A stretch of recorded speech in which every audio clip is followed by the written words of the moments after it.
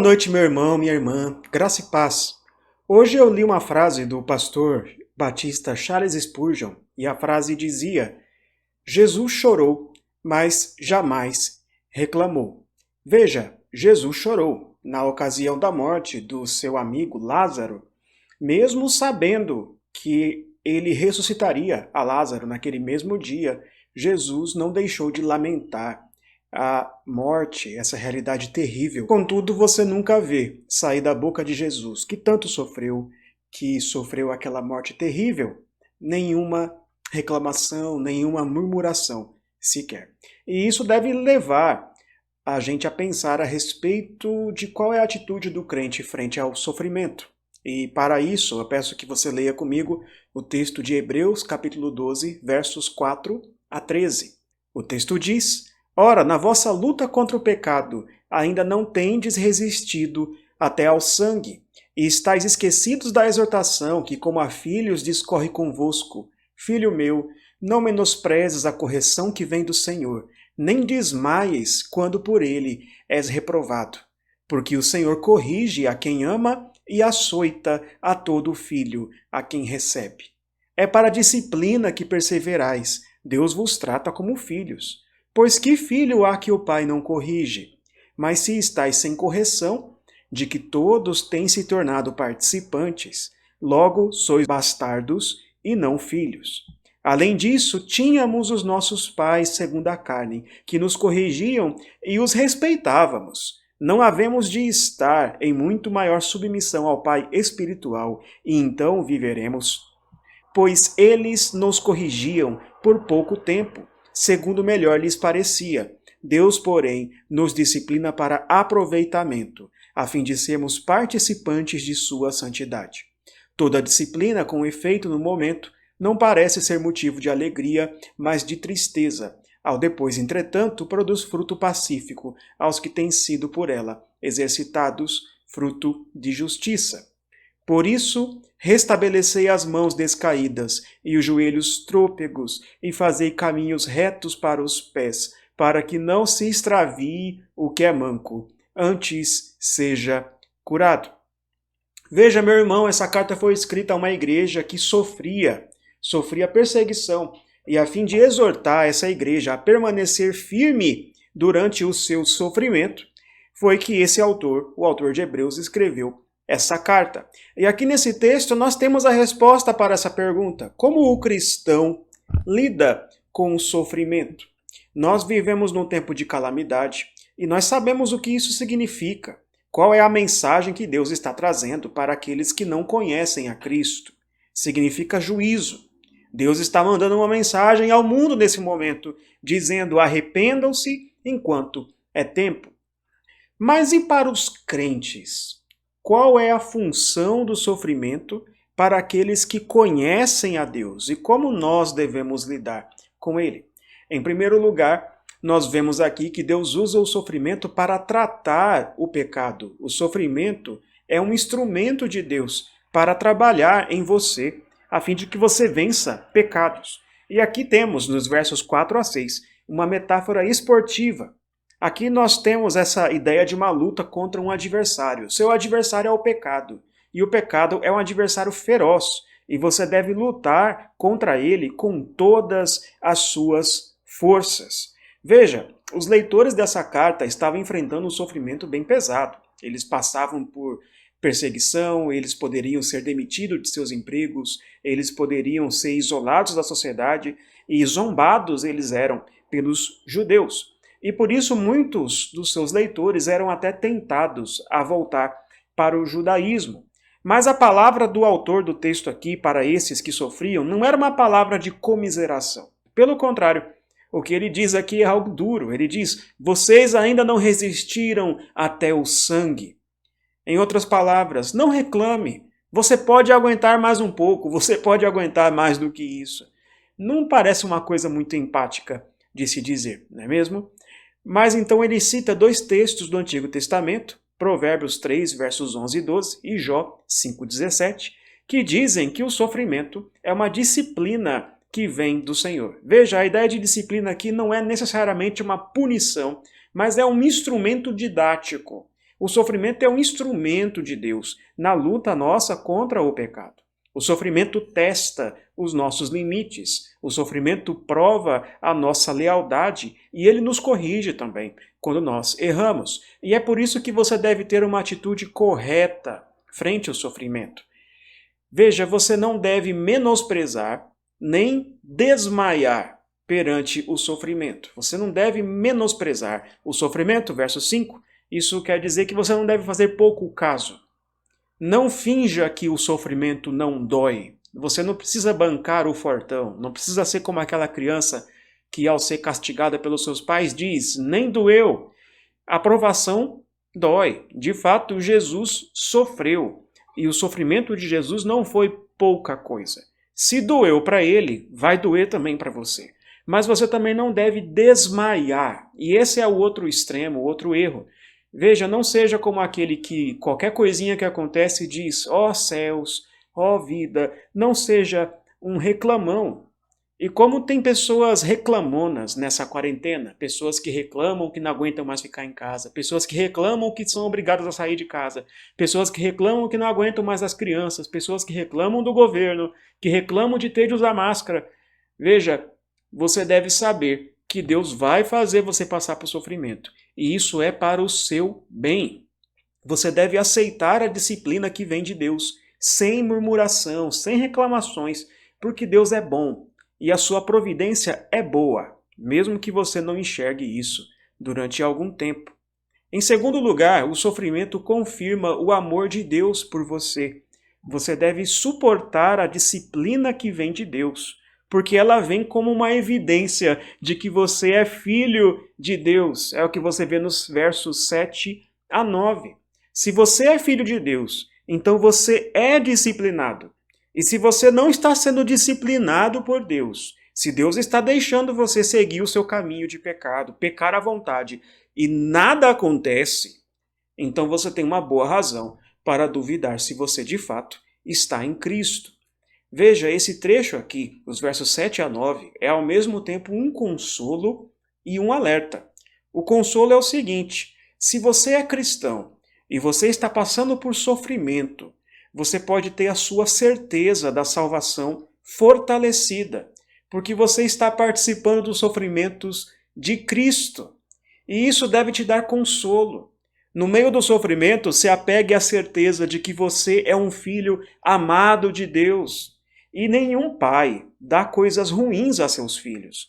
Logo, a providência de Deus para a sua vida, aquilo que ele faz você passar, não é para o seu mal, mas sim para o seu bem. Apegue-se a isso, você é filho de Deus. Mas também temos aqui um alerta.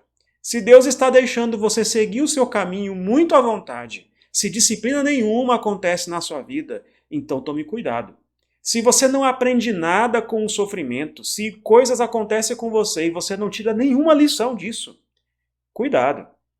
Veja, tem muitas pessoas que passam por sofrimento, ficam doentes, perdem alguém querido, e isso durante algum tempo as faz lembrar-se de Deus. Elas até procuram a igreja, até passam a frequentar os cultos, mas quando elas ficam melhores, quando a dor passa, elas logo desaparecem.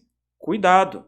A pior coisa que pode acontecer com você é Deus deixar você seguir o seu caminho de pecado.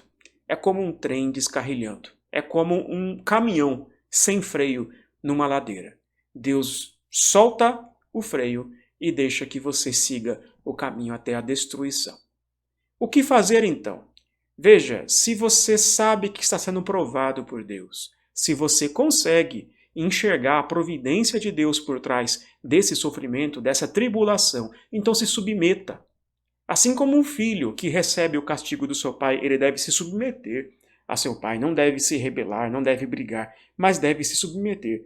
Assim também você não deve resmungar, não deve reclamar, mas aceitar aquilo que Deus te faz passar como parte da sua boa providência. Em terceiro lugar, o sofrimento é um remédio necessário, versos 10 e 11. Veja, os pais devem corrigir os seus filhos, isso é algo que a Bíblia diz, mas os pais não são perfeitos. Os pais erram. Alguns pais corrigem demais e levam seus filhos à ira. Alguns pais corrigem de menos e deixam seus filhos sem limites. Por aí. Os pais erram, mesmo quando têm as melhores intenções. Mas Deus é diferente. Deus nunca erra. Ele disciplina na dose certa, com amor e também com muito zelo. A gente nunca pode dizer que Deus exagerou. E é por isso que você não deve se deixar guiar pelo seu sentimento quando estiver passando por algum tipo de sofrimento. Porque o sofrimento nunca é bom, nunca é alegre. Você nunca vai passar pelo sofrimento com toda a animação. O sofrimento dói. Mas quando esse sofrimento passar, virá uma colheita de bênçãos.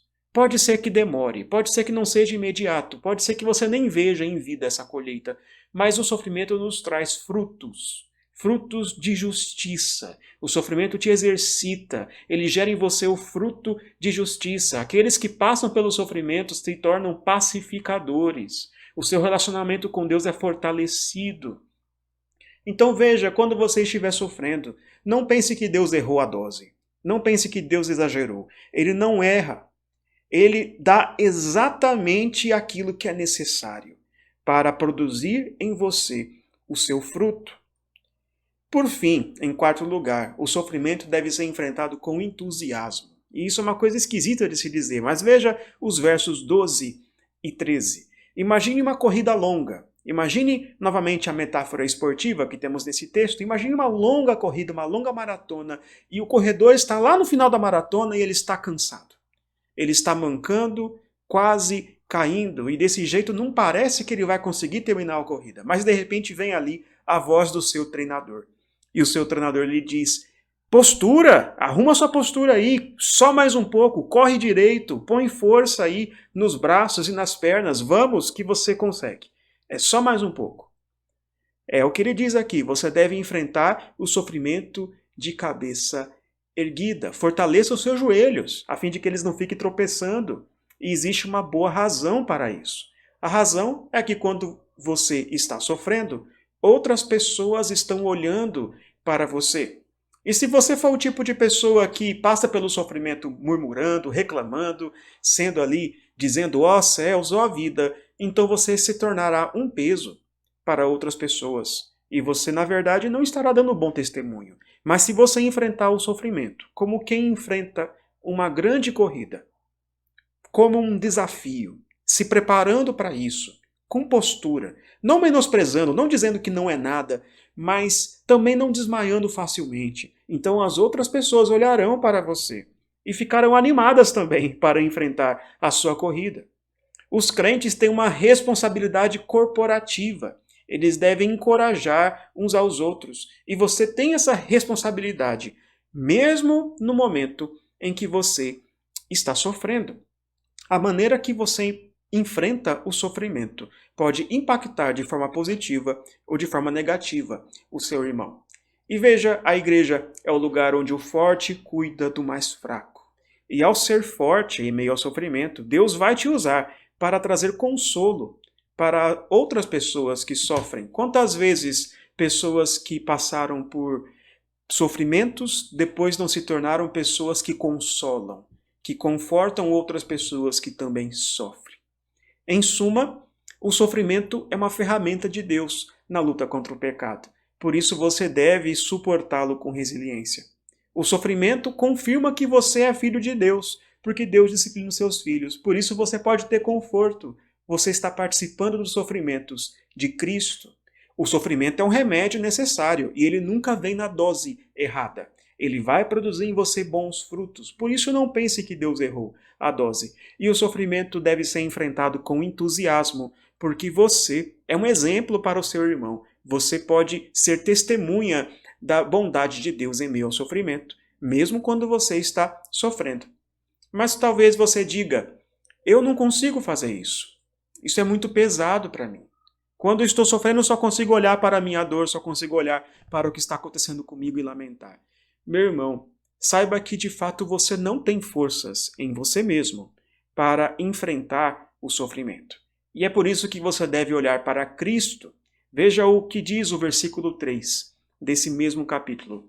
O versículo diz, considerai, pois, atentamente aquele que suportou tamanha oposição dos pecadores contra si mesmo, para que não vos fatigueis, desmaiando em vossa alma. Você não deve passar pelo sofrimento sozinho. Deus não te fez para isso.